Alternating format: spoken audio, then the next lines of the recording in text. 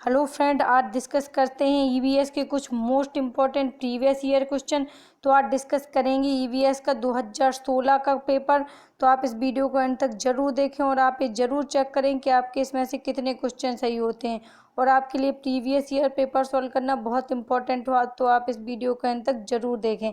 तो चलिए देखते हैं फर्स्ट क्वेश्चन क्या है। फर्स्ट क्वेश्चन है, निम्नलिखित में से कौन से राज्य जम्मू और कश्मीर के पड़ोसी राज्य हैं। तो आपको बताना है जम्मू और कश्मीर के पड़ोसी स्टेट कौन कौन से हैं।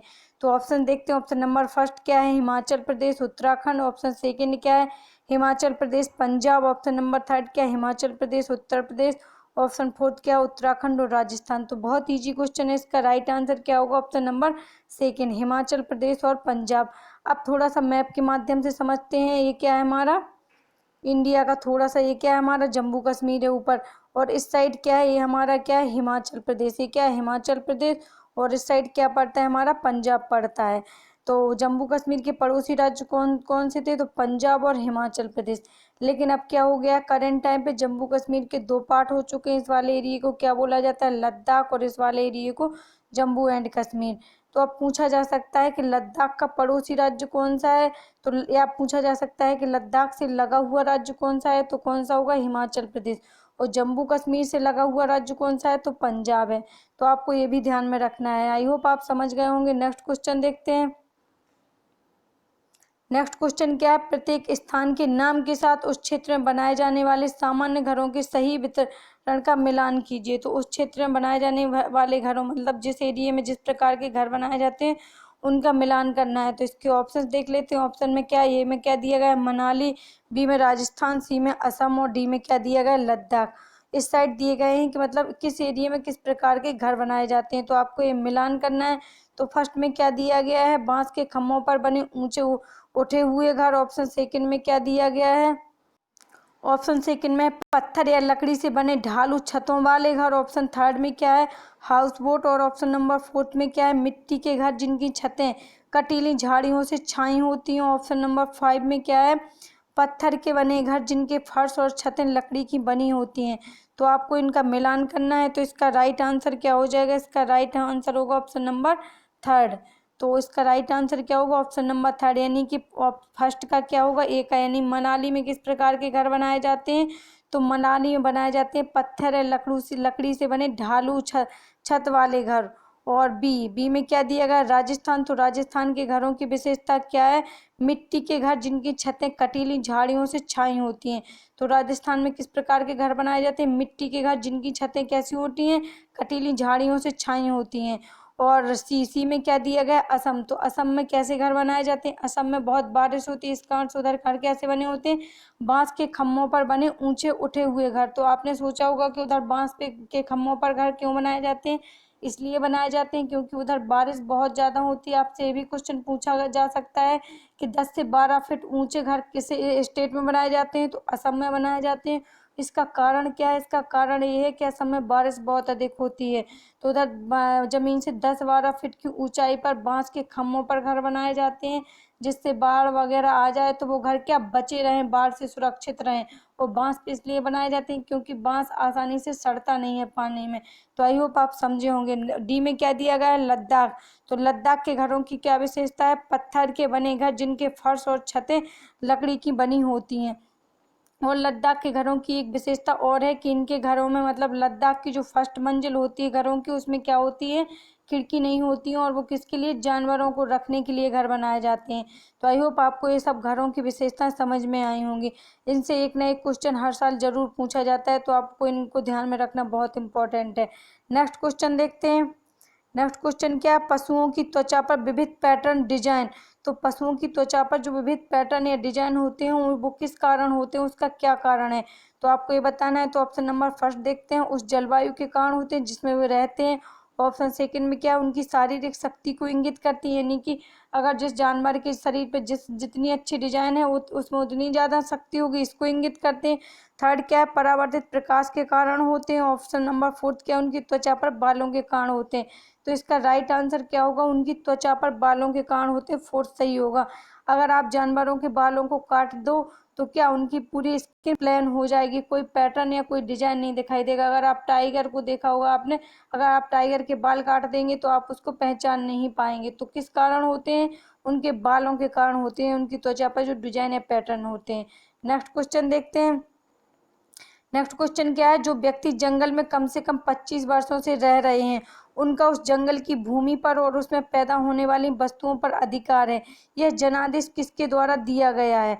तो आपको ये बताना है कि जनादेश किसके द्वारा दिया गया है। तो इसके ऑप्शन देखते हैं। ऑप्शन नंबर फर्स्ट क्या है, संविधान अनुसूचित जाति आदेश संशोधन विधेयक 2012 के द्वारा दिया गया। ऑप्शन नंबर सेकंड क्या है, भारतीय जंगल अधिनियम 1927 के द्वारा। ऑप्शन नंबर थर्ड क्या है, जंगल अधिकार अधिनियम 2007 के द्वारा। ऑप्शन नंबर फोर्थ क्या है, भूमि अधिग्रहण अधिनियम 1894 के द्वारा। तो इसका राइट आंसर क्या होगा, ऑप्शन नंबर थर्ड होगा। जंगल अधिकार अधिनियम 2007 के द्वारा ये प्रावधान किया गया है कि जो व्यक्ति कम से कम 25 साल से जंगल में रह रहे हैं उनका उस जंगल में पैदा होने वाली वनस्पति और उस भूमि पर क्या है, अधिकार है। और ये मोस्टली किसके लिए किया गया था, आदिवासियों के लिए। आदिवासी लोग जंगल में रहते हैं, उनकी जीविका का क्या होता है, वही माध्यम होता है। वो जंगल की लकड़ी और जड़ी बूटी से ही अपनी जीविकोपार्जन करते हैं। इसलिए कानून बनाया गया है कि जो व्यक्ति 25 वर्षों से जंगल में रह रहा है तो उसका उस जंगल की भूमि पर और उसमें पैदा होने वाली वस्तुओं पर अधिकार है। तो 21 अधिनियम के अंतर्गत किया गया है, तो 2000 जंगल अधिकार अधिनियम 2007 के द्वारा। ये मोस्ट इम्पोर्टेंट क्वेश्चन है, तो आपको इसको ध्यान में रखना बहुत आवश्यक है। नेक्स्ट क्वेश्चन देखते हैं। नेक्स्ट क्वेश्चन क्या है, निम्नलिखित में से मच्छरों द्वारा फैलने वाले रोगों का समुच्चय कौन सा है। तो मच्छरों द्वारा जो रोग फैलते हैं उनका समुच्चय बताना है। तो इसके ऑप्शन देखते हैं। ऑप्शन नंबर फर्स्ट क्या है, मियादी बुखार हैजा और चिकनगुनिया मच्छरों से होता है। ऑप्शन नंबर सेकंड क्या है, मलेरिया HIV एड्स और डेंगू होता है मच्छरों से। ऑप्शन नंबर थर्ड क्या है, HIV एड्स हैजा और डेंगू होता है। ऑप्शन फोर्थ क्या है, डेंगू मलेरिया और चिकनगुनिया। तो आपको बताना है कि इसका राइट आंसर क्या होगा। तो इसका राइट आंसर होगा option number fourth, dengue malaria और चिकनगुनिया किससे, मच्छरों से फैलने वाले रोग हैं। तो इसका राइट आंसर होगा option number fourth. Next question देखते हैं। नेक्स्ट क्वेश्चन क्या है, घटपर्णी पौधा, घटपर्णी पौधे का दूसरा नाम क्या है, नेपेंथीस बोला जाता है। तो इसके ऑप्शन देख लेते हैं। ऑप्शन नंबर फर्स्ट क्या है, का छोटी छोटी कंटियों से ढका होता है। ऑप्शन नंबर सेकंड क्या है, भारत में नहीं पाया जाता है। ऑप्शन थर्ड क्या है, मेढकों कीड़े मकोड़ों चूहों को चालाकी से फंसाकर खा जाता है। ऑप्शन फोर्थ क्या है, कीड़े मकोड़ों को आकर्षित करने के लिए उच्च तारत्य की ध्वनियां निकालता है।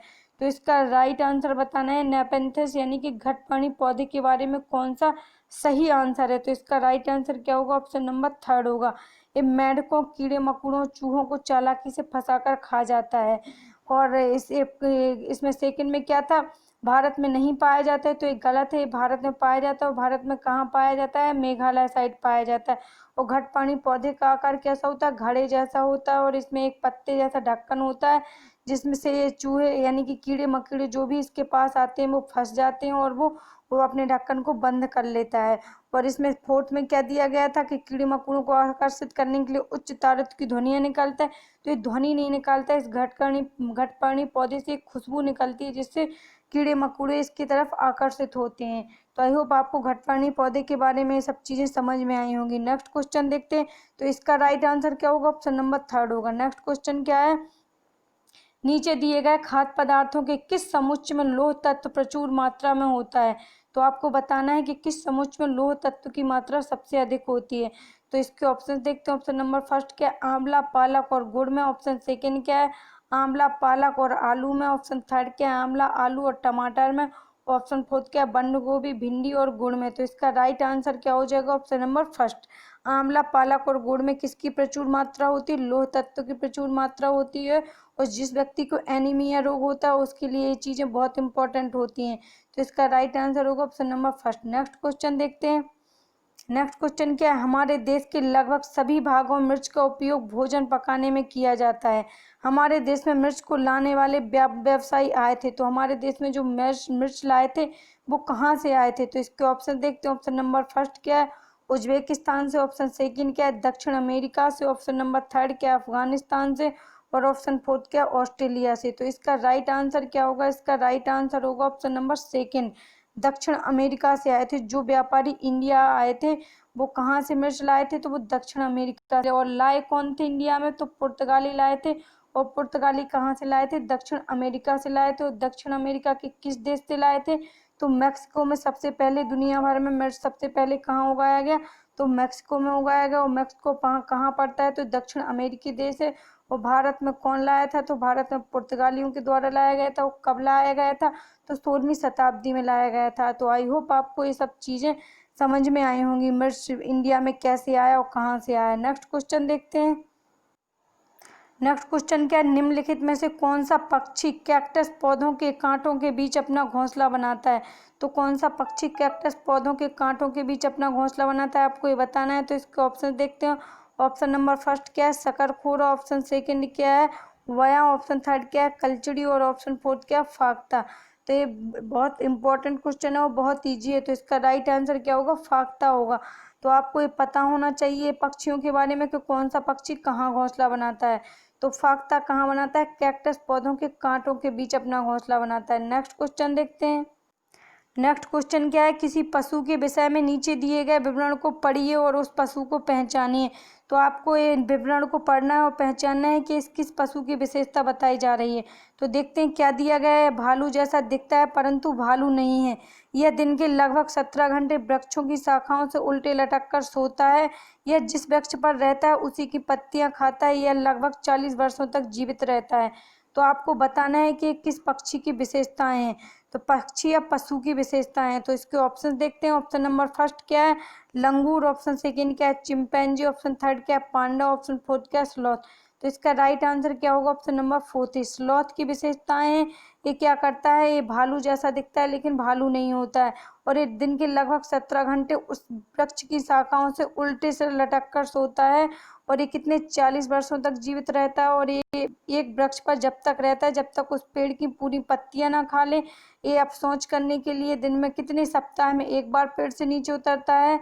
तो ये बहुत आलसी जानवर होता है। तो आपसे पूछा जा सकता है ये सब विशेषताओं के बारे में कि कौन सा सबसे आलसी जानवर होता है। तो स्लॉथ होता है। ये सप्ताह में एक दिन सोच के लिए नीचे उतरता है। और ये उस वृक्ष पर कितने दिन तक रहता है? ये जब तक रहता है जब तक उस वृक्ष की पूरी पत्तियां ना खा ले।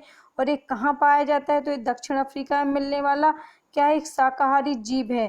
ठीक है, आपको इन सब चीज़ों के बारे में पता होना चाहिए। स्लॉथ के बारे में इनसे क्वेश्चन, स्लॉथ से रिलेटेड एक क्वेश्चन हर साल पूछा जाता है। तो इसका राइट आंसर होगा स्लॉथ। नेक्स्ट क्वेश्चन देखते हैं। नेक्स्ट क्वेश्चन क्या है? नीचे दिए गए जीवों के समूह में से किन की दृष्टि श्रेष्ठ होती है तथा वे मनुष्यों की तुलना में 4 गुनी अधिक दूरी की वस्तुओं को देख सकते हैं। तो इसके ऑप्शन देखते हैं। ऑप्शन नंबर क्या है? फर्स्ट क्या है? बाघ, तेंदुआ और सांड। ऑप्शन सेकंड क्या है? सांप, रेशमी कीट, छिपकली। ऑप्शन थर्ड क्या है?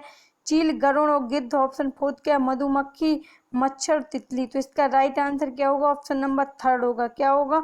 Option number third. चील, गरुड़ और गिद्ध क्या होते हैं? मनुष्य की तुलना में 4 गुनी अधिक दूरी की वस्तुओं को देख सकते हैं। तो ये भी मोस्ट इंपॉर्टेंट क्वेश्चन है। नेक्स्ट क्वेश्चन देखते हैं। नेक्स्ट क्वेश्चन क्या है? नीचे दिए गए खेती करने के विवरण को पढ़िए और इस ढंग की पहचान कीजिए। तो देखते हैं किस प्रकार की खेती का विवरण दिया गया है। एक फसल को काटने के पश्चात खेत को कुछ वर्षों के लिए खाली छोड़ दिया जाता है। उसमें कुछ भी नहीं उगाया जाता है। इस भूमि में बांस या अन्य खरपतवार जो भी कुछ उगाता है उन्हें उखाड़ा नहीं जाता है, काट कर जला दिया जाता है। यह राख उस भूमि को उर्वर बनाती है। जब यह भूमि खेती के लिए तैयार हो जाती है तब उसे हल्का सा खोदा जाता है। भूमि को जोता नहीं जाता है और उस पर बीज छिड़क दिए जाते हैं। तो आपको बताना है कि किस प्रकार की खेती की विशेषता है। तो इसके ऑप्शन देखते हैं। ऑप्शन नंबर फर्स्ट क्या है? सहकारी खेती की। ऑप्शन सेकंड क्या है? झूम खेती की। ऑप्शन थर्ड क्या है? सीढ़ी नुमा खेती की। और ऑप्शन फोर्थ क्या है? सिंचाई खेती की। तो इसका राइट आंसर क्या होगा? Option number second. ये झूम खेती की विशेषताएं हैं सारी।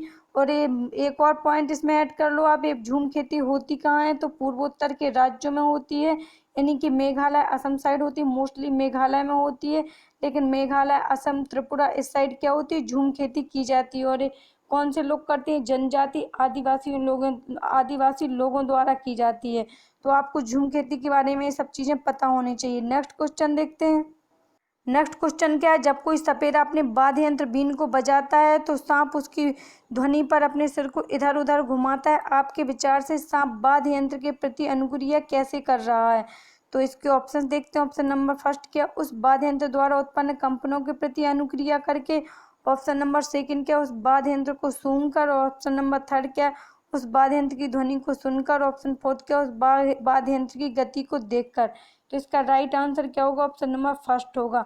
सांप जो प्रतिक्रिया कर रहा है, यानी कि जो सांप बीन को सुनकर डांस कर रहा है, तो उसका क्या कारण है, तो इसका कारण क्या होगा, ऑप्शन नंबर फर्स्ट होगा, उस वाद्य यंत्र द्वारा उत्पन्न कंपनों के प्रति अनुक्रिया करके। सांप को कोई बीन बीन सुनाई नहीं देती है, बल्कि क्या होता है, जो बीन के द्वारा कंपन उत्पन्न होता है वो उस कंपन को महसूस करता है और उसके प्रति अनुक्रिया, यानी कि उस कंपन के प्रति अनुक्रिया करता है, डांस करता है और विभिन्न प्रकार की मुद्राएं करता है। तो इसका राइट आंसर क्या होगा, ऑप्शन नंबर फर्स्ट। तो ये कुछ most important previous year question थे, 2016 में पूछे गए सीटेट के क्वेश्चन थे। तो आई होप आपको ये वीडियो पसंद आया होगा। अगर वीडियो पसंद आया हो तो वीडियो को लाइक ज़रूर करें और कमेंट करके ज़रूर बताएं कि वीडियो कैसा था, और वीडियो को शेयर भी करें और चैनल को भी सब्सक्राइब कर सकते हैं। Thank you.